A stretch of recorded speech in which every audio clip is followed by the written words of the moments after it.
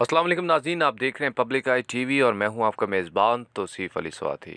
नाज़रीन, आज जिस अहम स्टोरी पर आपको तफसील से आगाह करने लगे हैं वो स्टोरी है सुप्रीम कोर्ट की। सुप्रीम कोर्ट और चीफ़ जस्टिस गुलजार अहमद की डिटेल से स्टोरी सुनिए, उसके बाद हाज़िर होते हैं।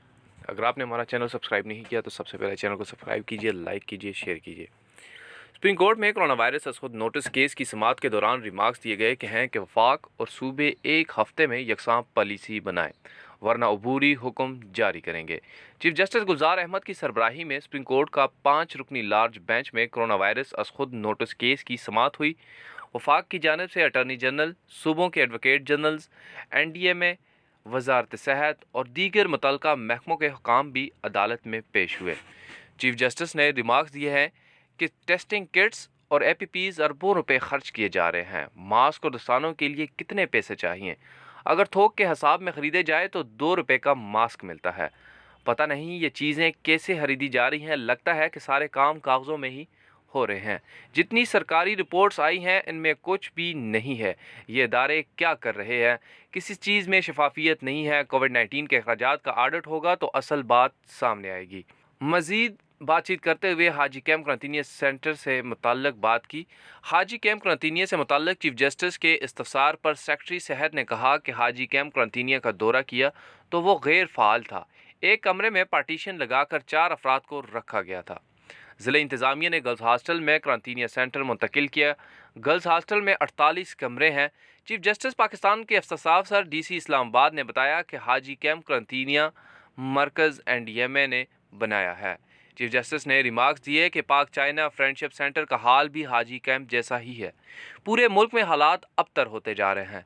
जिनका रोज़गार गया उनसे पूछें कैसे गुजारा कर रहे हैं। सिंध हुकूमत कहती है कि 150 को काम की इजाज़त देंगे।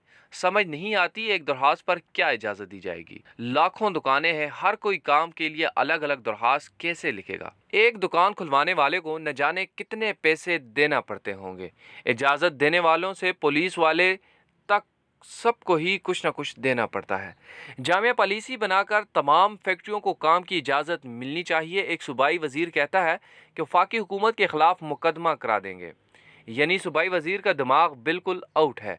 पता नहीं दिमाग पर क्या चीज़ चढ़ गई है। सेक्रेटरी साहब ने बताया कि मुल्क में रोज़ाना 1000 कोरोना केसेस सामने आ रहे हैं। कोरोना केसेस मुस्बत आने की शरह 10% है। जस्टिस सज्जाद अली शाह ने रिमार्क्स दिए कि बाज़ारों में लोगों को डंडों से मारा जा रहा है।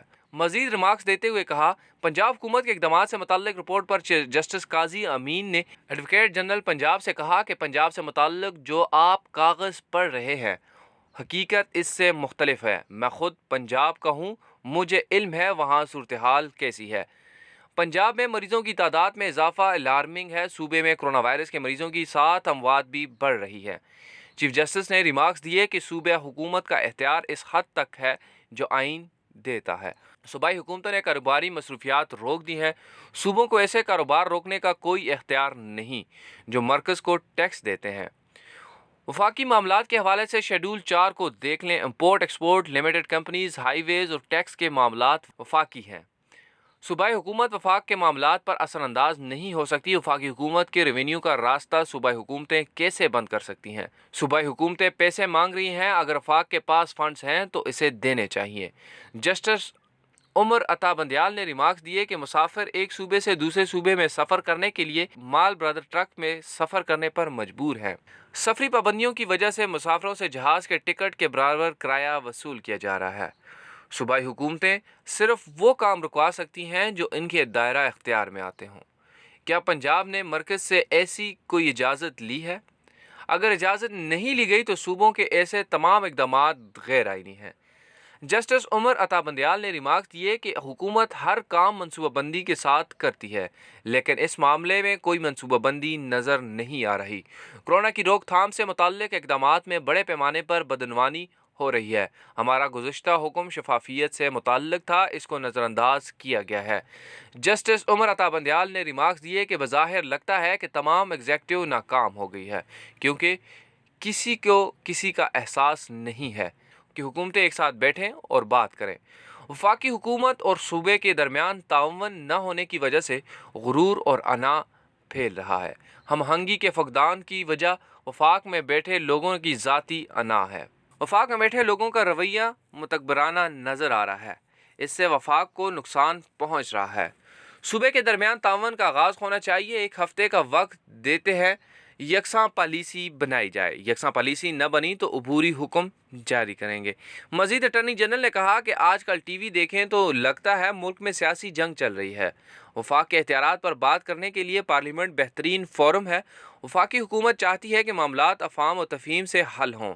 چاہتے ہیں کہ معاملہ اس حد تک نہ جائے کہ عدالت کو مداخلت کرنا پڑے۔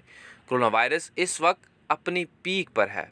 کورونا سے متعلق سہولت کی کوئی کمی نہیں ہے۔ 9 مئی کے اجلاس میں حتمی فیصلے ہوں گے۔ چھوٹی تجارتی سرگرمیوں کو بھی کھولنے پر غور کیا جائے گا۔ ریلوے کو کھولنے کے شیڈول پر بھی غور ہو رہا ہے۔ چیف جسٹس نے اٹارنی جنرل کی باتوں پر ریمارکس دیے کہ کسی سیاسی معاملے میں نہیں پڑیں گے، لیکن جس قیمت پر عوام کو سہولت مل رہی ہے وہ بھی دیکھیں۔ سفید پوش افراد راشن کے لیے لائن میں نہیں لگتے۔ صدر مملکت اور وزیر اعظم کے ارادے نیک ہوں گے، لیکن کچھ ہوتا ہوا نظر نہیں آ رہا۔ جن شعبہ جات کو کھولا گیا ان کا عوام کو کوئی فائدہ نہیں۔ عدالت نے قومی رابطہ کمیٹی کے 14 اپریل کے فیصلوں پر عدم اطمینان کا اظہار کرتے ہوئے کہا، اجلاس میں صرف SOPs بنائے گئے، پالیسی نہیں تھی۔ توقع رکھتے ہیں کہ اس معاملے پر جامع پالیسی بنائی جائے گی اور اس پر عمل درآمد بھی ہوگا۔ کیس کی مزید سماعت 18 مئی تک کو ملتوی کر دی۔ اسی طرح بلوچستان میں مکران ڈویژن کے ضلع کیچ کے تحصیل ولید میں FC بلوچستان کی جانب سے راشن تقسیم کیا گیا۔ FC بلوچستان ساؤتھ کے سیکٹر ہیڈ کوارٹر ساؤتھ نے کیچ ضلع کے تحصیل بلدیہ میں 113 ونگ کے ذریعے 135 مستحق خاندانوں میں راشن تقسیم کیا اور کورونا سے بچاؤ کی آگاہی مہم بھی چلائی گئی۔ راشن کی تقسیم کے دوران کورونا وبا کے پیش نظر مناسب انتظام کیا گیا تاکہ سماجی فاصلہ برقرار رکھا جا سکے۔ آج تک کی ویڈیو میں اتنا ہی۔ اپنے میزبان ساتھی کو اجازت دیجیے۔ اللہ حافظ۔